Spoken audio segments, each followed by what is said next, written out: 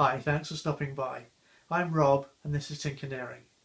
You may have seen my video where I showed how to make these ink stamps on the laser engraver. In the comments for that video I was asked if it's possible to use them as part of a chemical burning technique in place of a branding iron. The short answer is yes, they can. Let me show you how.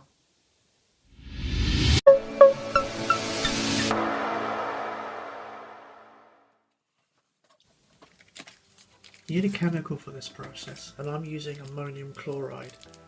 It's a widely used compound, used in fertilisers, hair shampoo and even cough medicine, which is why it has an E number. You should always use protective gear when you're working with chemicals, which is why I'm putting these gloves on, but I'm also wearing protective eyewear and a face mask. If ammonium gets into the air, the dust can invoke an asthma-like reaction, so you don't want to be breathing this in.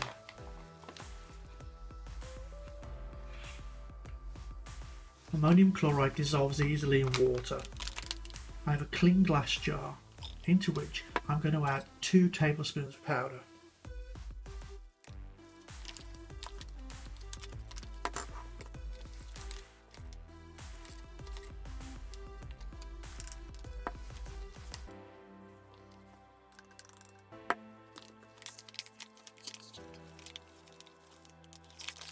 The pouch can then be sealed back up and put away.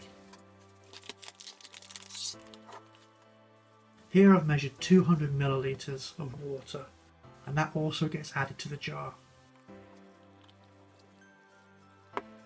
Firmly attach the lid and then give it a good shake until all the powder is dissolved.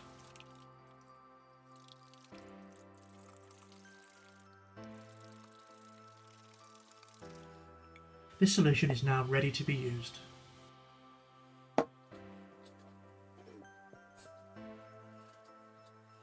I took an old ink pad and added a clean piece of sponge. Using a syringe, I can then draw up a small amount of the solution and add that to the pad.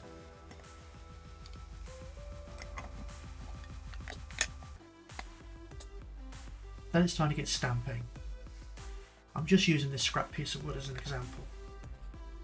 The stamp easily picks up the solution from the pad and leaves hardly any mark when you apply it to the surface.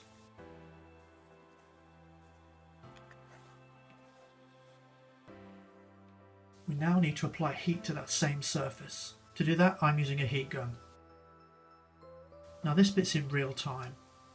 I'm holding the piece in a heat-proof glove and applying heat at a gentle pace. What happens first is the water from the solution evaporates away.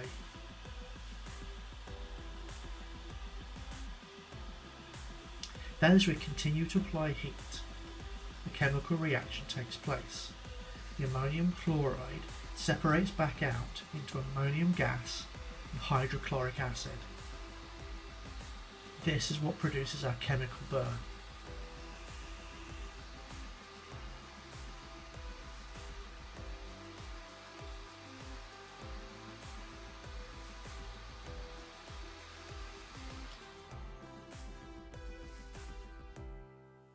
The final result is pretty much the same as what you get using a branding iron, at a fraction of the cost. And there you go.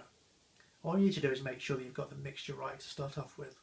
I'm using about 15 ml of ammonium chloride powder with 100 ml of water. I mixed it in this glass container, and this stuff will stay pretty inert until you apply heat.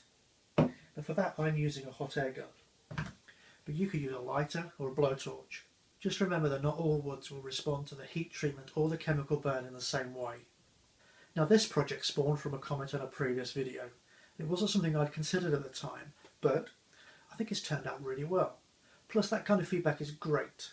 If you've got something you'd like to share, please leave me a comment below.